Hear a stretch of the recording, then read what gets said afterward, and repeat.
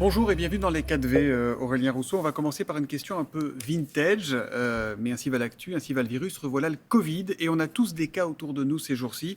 Ce retour du Covid est-il inquiétant? Il n'est pas inquiétant particulièrement. Aujourd'hui, l'OMS n'émet pas d'alerte. On n'a pas à changer nos comportements, mais on a à avoir les réflexes Mm. qu'on avait eus. On a des symptômes, on porte un masque. On va voir une personne fragile, on porte un masque, les gestes barrières.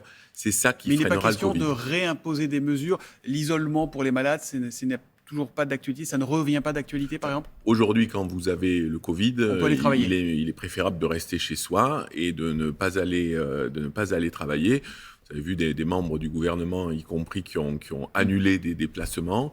Je pense on serait tous mieux et on passerait un meilleur automne si l'épidémie n'était pas trop forte. Mais on se tient prêt, par ailleurs, comme il y a de nouveaux variants, on se tient prêt à accélérer, si besoin, la campagne de vaccination.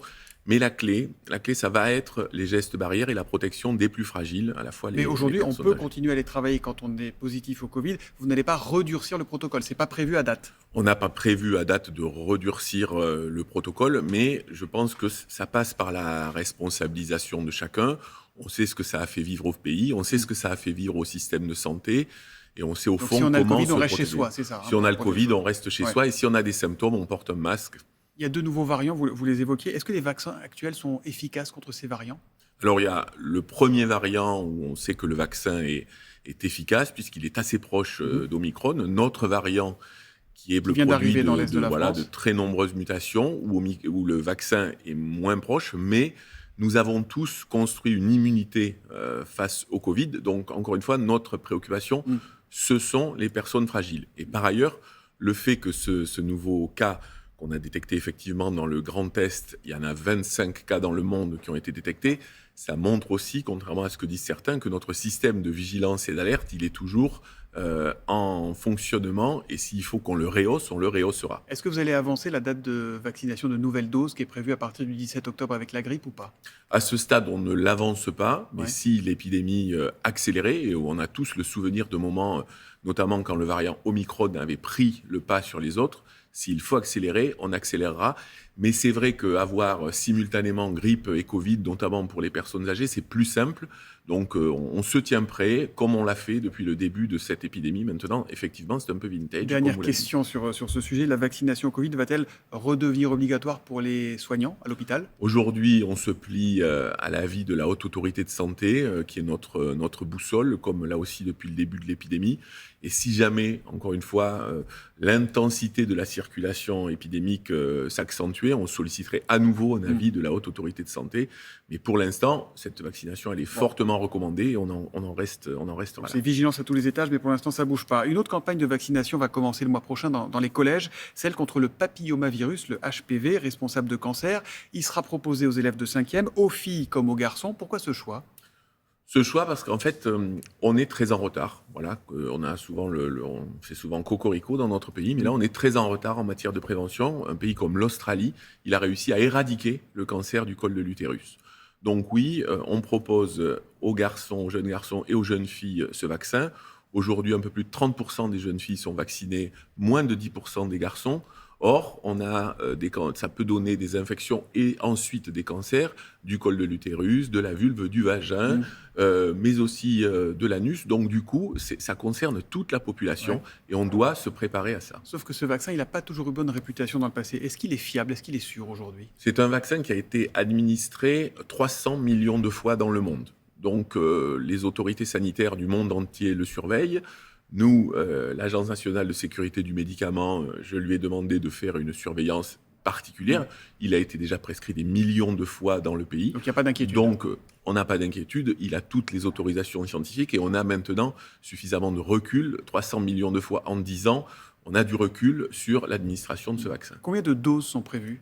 On a autant de doses que nécessaire. Ce qui est très important à savoir, c'est qu'on va aller, c'est ça la grande nouveauté, on a décidé avec Gabriel Attal d'aller dans les établissements, dans les classes de 5e, on va avec C'est d'accord, pardon, mais les sur les seringues. doses, parce qu'il y a un sujet sur les doses. C'est 2 doses qui sont C'est prévues. 2 doses, absolument. L'OMS dit une suffit, notamment pour les moins de 20 ans.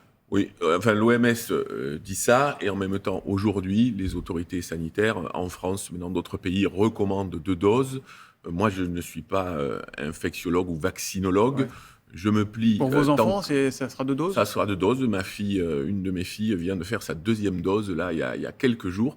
Donc voilà, et on va faciliter le plus possible. Et notre but aussi, c'est d'aller dans les collèges pour que, on a commencé hier une campagne de communication, parce que c'est pas évident, Ouais. cette vaccination, pour avoir des supports de discussion entre parents et enfants. C'est d'abord ça, puisqu'il Mmh. faut évidemment l'autorisation des parents, mais aussi avec les profs, avec des médecins, parce que ça, encore une fois, ça n'est pas évident, mais c'est un enjeu Et ça sera de santé remboursé? publique majeur. Oui, c'est Pris en une charge à 100%. vaccination 100% gratuite. Aurélien Rousseau, plus de 30% de la population française vit aujourd'hui dans un désert médical. Beaucoup renoncent à se faire soigner.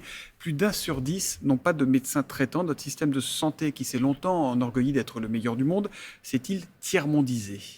Non, je pense que vraiment cette expression est un peu exagérée. Le système de santé, il vit des difficultés. Personne ne va le raconter l'inverse. J'ai passé une partie de l'été à rencontrer des professionnels Ouais. libéraux ou à l'hôpital. Il est à la fois formidable et extrêmement fragile, et toujours sur une ligne de crête. Pour les services d'urgence, on est plutôt sur le extrêmement fragile. Ils ne savent plus où donner de la tête. Il y a quelques jours, le patron du syndicat SAMU Urgence France a dit que la situation était plus grave encore cette année que l'été dernier, parce qu'elle a touché tous les départements, parce qu'il y a des urgences qui ont fermé, qui ne peuvent plus accueillir tous les patients. On a vu ça à Laval, on a vu ça à Saint-Tropez, on a vu ça dans beaucoup de villes. On l'a vu au Cap d'Agde cet été, où on a l'histoire d'un monsieur qui a dû appeler 3 fois le SAMU pour qu'il vienne, et le monsieur est mort d'un infarctus. On a une grève de 73 SAMU sur 100 annoncée à partir d'après-demain. Qu'est-ce qu'il faut faire? En fait, juste, pardon, excusez-moi, mais je pense qu'y compris là-dedans, il faut être un tout petit peu plus précis. On a 680 services d'urgence en France. Ouais. Il y en a 5 qui ont été fermés cet été. 5 entièrement fermés.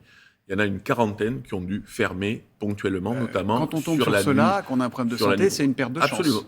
Aujourd'hui, on considère que c'est pour ça qu'on a incité tous les Français à passer par le 15. Ouais. Et là, il y a des professionnels, notamment des assistants de régulation médicale et des médecins régulateurs, qui vous orientent Qui sont de vers... très bonne volonté, qui mais sont- qui sont à bout, et c'est pour ça qu'ils vont se mettre en grève, parce qu'ils n'arrivent sont- plus à tout gérer, parce qu'on renvoie tout sur le 15. Mais ils sont de bonne volonté, ils sont mobilisés. Mais c'est aussi pour ça que la semaine dernière, la Première ministre Elisabeth Borne a annoncé des mesures pour la nuit, parce que ce qui est aujourd'hui le plus difficile, c'est de pourvoir ces postes de nuit pour les infirmières ou pour les infirmières ou pour les médecins.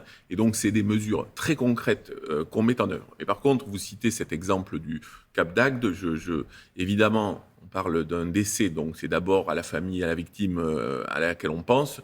Il y a une enquête qui est en Bien cours. sûr, Je on est pense d'accord. qu'il vaut mieux être Ouais. prudent sur le fait de dire que c'est l'organisation Et il n'est pas des question soins. de remettre Voilà. en cause les compétences des gens du SAMU, il est question de dire qu'ils sont débordés. Absolument. Et ils trouvent aussi qu'ils ne sont pas assez payés, c'est une de leurs revendications. Est-ce que cette revendication sera entendue avec la grève qui commence après-demain? Alors, il y a deux choses. Les personnels du SAMU, notamment tous les personnels de Les l'hôpital ARM, qui assistants travaillent de régulation sur les médicale, gardes ceux qui répondent. vont être plus payés. Et en effet, les assistants de régulation médicale, mais j'ai eu l'occasion de le dire, revendiquent parce qu'ils sont montés en compétence. Ils sont aujourd'hui le pivot de la régulation médicale. Ce sont des professionnels qui ont fait une école pour être formés. Donc moi, je considère que leurs revendications sont en partie légitimes. Elles sont C'est-à-dire à la qu'ils peuvent fois espérer une hausse de combien? indemnitaire et de catégorie, Ouais. et de voilà. Donc on est en train de travailler dessus. Je recevrai leurs représentants syndicaux. Mais ils seront encore une fois, augmentés. il y aura des réponses. Alors après, est-ce que c'est de l'indemnité? Est-ce que c'est de l'indice, comme on parle à la fonction publique? Est-ce que c'est une grille? Est-ce qu'ils sont reconnus comme personnel soignant? Ils ont beaucoup de revendications et on travaille dessus depuis cet été. On parle beaucoup de laïcité à l'école, monsieur le ministre de la Santé, avec notamment les abayas. Est-ce que le problème se pose aussi dans nos hôpitaux publics? Oui, le problème existe dans nos hôpitaux publics. Mon prédécesseur avait confié d'ailleurs à Patrick François Pelou Braun, ouais. une mission sur ce sujet. Dont les conclusions étaient édifiantes. Le système sanitaire et social est une cible du radicalisme, notamment islamiste. Il estimait qu'il était urgent de créer une charte de la laïcité obligatoire et systémique pour tous les agents hospitaliers. Alors, la charte de la laïcité, c'est un élément de plus. Quand on est fonctionnaire, on est tenu à l'obligation de laïcité et de neutralité. Mais oui, c'est une préoccupation. On essaye de renforcer très significativement les signalements pour ne Il y en pas a combien? laisser... Vous savez combien il y en a à peu près Je n'ai pas de chiffres C'est par à vous centaines, donner. par milliers? Non, c'est plutôt de l'ordre de la centaine que de Ouais. l'ordre du millier. Après, le port, si vous pratiquez ou si vous allez à l'hôpital, c'est quelque chose de très, très rare chez les soignants. Après, évidemment, c'est autre chose pour les usagers du service public. Le problème principal, c'est du point de vue, c'est de la part des usagers, de certains usagers? Ben, il y a des endroits, on le sait, hein, où des personnes refuseraient d'être soignées par une femme, etc. Et ces comportements-là, ces demandes-là ne sont pas acceptables et elles ne sont pas acceptées aujourd'hui dans le service public hospitalier. J'ai deux questions pour finir rapidement. Que pense le ministre de la Santé que vous êtes de la non-augmentation du prix du tabac annoncé par Elisabeth Borne? Moi, je pense que le tabac, aujourd'hui, c'est un fléau de santé publique. Il y a 75 000 morts.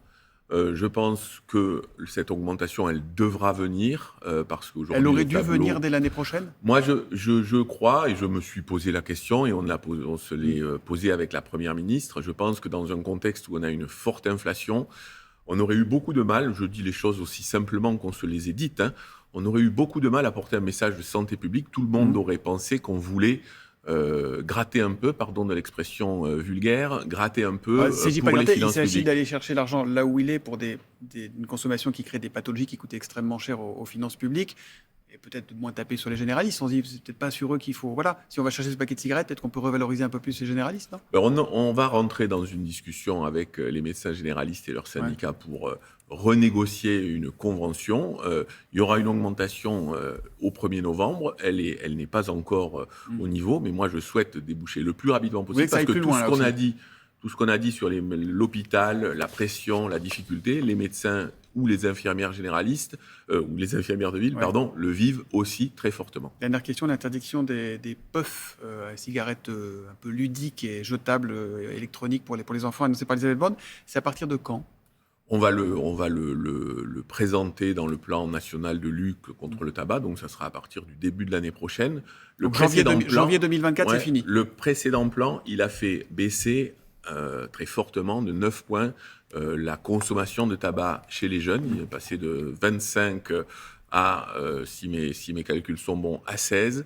C'est quelque chose qu'on doit pousser parce que le tabac, ça n'est pas ludique comme le montrent là les janvier images. 2024, les puffs, c'est fini. Les images de puffs, voilà, ça n'est pas ludique, c'est 75 000 morts par an. Et par ailleurs, on se battra sur... Il n'y a pas que cette mesure dans le plan national de lutte contre le tabac. Le prix du tabac finira par augmenter, si j'ai bien compris. Et le prix du tabac devra augmenter quand on sera aussi dans un contexte où les Français vivent aujourd'hui sur leur pouvoir d'achat une pression assez forte.